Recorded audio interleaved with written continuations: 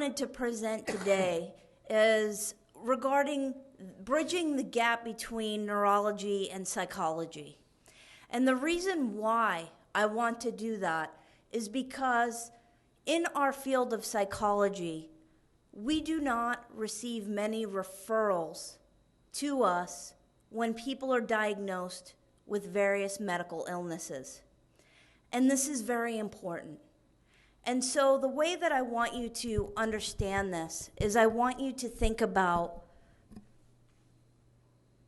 a syndrome called locked-in syndrome. How many people have heard of locked-in syndrome? Okay. And so what happens here is that all of the voluntary muscles will paralyze. However, the person is still fully alert. Completely alert as you and I right now. However, imagine yourself not being able to speak, not being able to move. The only thing that you would be able to move is your eyes. And sometimes, in some cases, they cannot. And when you think about that, how traumatic would that be for you as a person to now be with this rare neurological disorder, whether it be due to a traumatic brain injury or toxins or a drug overdose or something like that, to be laying in a bed, not able to speak, move, and just move your eyes? What are some thoughts that may go on in your brain? What may you, and I'll open it up for questions, what may you think? How may you feel? Anybody want to share that? That would be a very miserable feeling. Yes, miserable. Believe it or not, my initial response to that, and I've made it clear to people who I love in my life, that if that was to happen to me, please take me to Oregon or Washington where they can put me to sleep forever because I would not be able to live. But research on this topic says that over 50% of those that exhibit or become present with locked-in syndrome do not report suicidal ideation because they still have hope that one day they will be able to have this. Now, you may ask me, well, how do we know? If they can't speak, they can't move, how do we know what they want or what they may feel in research? And they've come up with an electrical device to where blinking can actually link to a machine that can translate eventually what they're saying.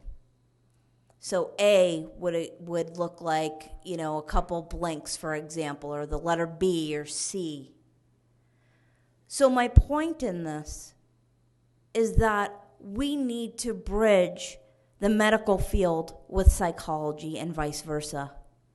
We need referrals in the psychology field so that we can help the family, the individual, those that are friends, with the transition of somebody living with a chronic physical illness. Another example I like to use is cancer. Cancer, for many people, is a life sentence or a death sentence. It's what HIV used to be like as well. We've had progress. However, when somebody goes into a doctor's office and they are told, you have cancer, their life changes. Many cancer patients who are diagnosed rarely, unfortunately, are referred to a psychologist or a therapist to deal with the life transition. Research shows that those who are and have been diagnosed with severe medical illnesses that receive treatment psychologically have better health outcomes because of the fact that there's a self-fulfilling prophecy. If they believe they can beat it, they will. Hopefully. So, on the other spectrum, when I teach my students about psychology, I'm teaching them about medicine. And the reason why is, with psychologists or therapists, they don't often think medical. They're thinking the brain. The problem with that is that there are many people out there that are presenting with psychological issues such as anxiety, depression, when it's a medical issue and not psychological. So they're wrongly being diagnosed, saying that it's an anxiety disorder or even a psychotic disorder. We know that hyperthyroidism can cause hallucinations and delusions. So as psychologists and in the psychological field, we need to know and be aware that when somebody comes in with symptoms, the first thing we're asking them is, when was your last physical? Right? When was your last routine blood work? When was the last time you spoke to a physician? And many of them haven't in 10, 20 years. So is it the medical issue or is it the psychological issue? That's the chicken and the egg debate that we all deal with as medical physicians, as medical professionals, as psychological professionals. We need to work together. I'm going to tell you a story that actually gives me the chills right now. How many psychiatrists are in the audience right now? Any? Okay, good. I mean, not good, but what I mean is it's easier to tell the story, exactly. So I was working inpatient, severely mentally ill, and it was a psychiatric hospital. And we had our Department of Psychology, which would make sense in the psychiatric hospital. And then they had the Department of Psychiatry. And outside, this is so minor, but so powerful with the statement that was made. And the sign for the first 6 rows, or the 6 parking lots in front of the hospital spots, said, doctor parking only. So a psychologist said, we're doctors, we get to park, right? It's a parking spot. So we did that. And the psychiatrists were very mad. They said, this is doctors only. Well, what are we? You're not a real doctor. And so they literally had the signs changed to MD parking only. Shouldn't we be working for the client or the patient? Shouldn't we join together to be and provide the best care that we can for our patients? Our ego comes last. We must be together in this fight to help individuals with medical illnesses and psychological disorders and work together to make a nice treatment plan to where these individuals can experience the hope that they need and deserve. So whenever anyone is thinking about a case, think about if it's your relative, if it's your loved one, if you're looking at you potentially, and how would you want that person treated? Psychology is very taboo in many countries, and I understand that and respect the cultural differences. But get help somewhere for them psychologically. So one question for a special edition brain, it gives you extra brain power, you'll see when you feel it. My question is, what can you do? And I'll ask for 4 hands raised. What can you do as a professional to bring together the field of medicine and psychology in your practice?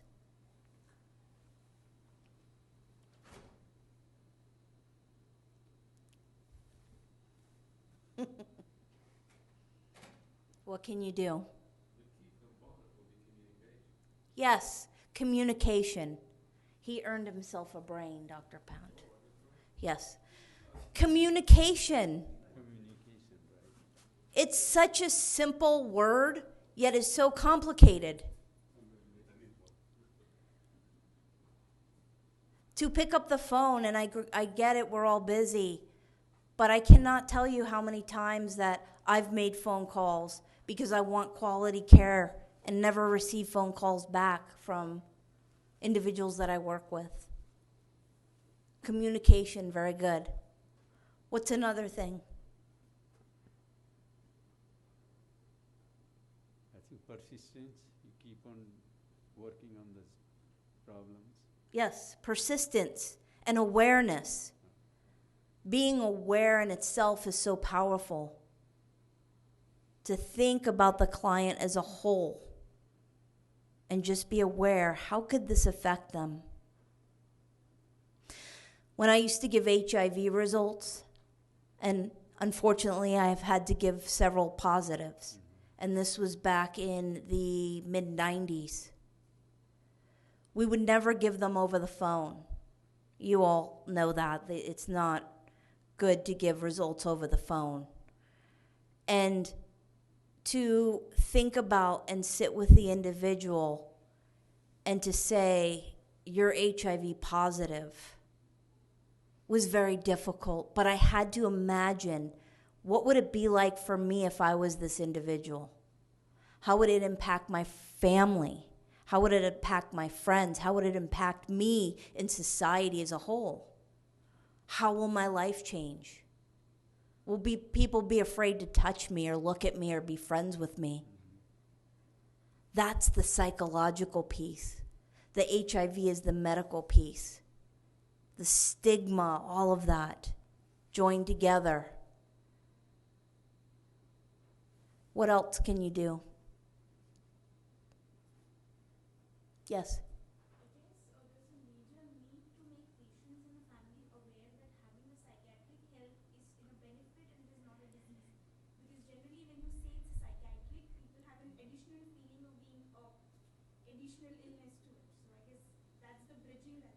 Excellent. She earned a brain. She did. So, what is your name? Prashita. Thank you very much. That is very important. Because what I mentioned earlier, that when somebody says they have, even on paperwork, if you see, do you have a psychiatric illness? Most people go, I'm not going to answer correctly. I'm going to say no, because how are people going to perceive me now? Now they'll perceive me as crazy. I tell individuals that really need medications, neuroleptics, for psychiatric conditions such as psychosis. This is the same as if you had diabetes and needed insulin to survive. Take this because it will help you. So, bringing to attention that to get help in the psychological field is okay. Social dogma. Yes. I have 2 brains left. One of those are yours. Don't give them away. I have 2 brains left. What can you do? Because I want to leave this right here knowing that I've given you something to take. So how are you going to take this information? Education. In education, yeah. Right? For professors to teach their students. Right? Any other thoughts of how you might use this? You all are jet lagged. I can tell. They're like, well, I want to thank you for having this opportunity to speak about this issue. I will be speaking later on about the neurocognitive disorders and how that has changed in the DSM-5, because it's significant.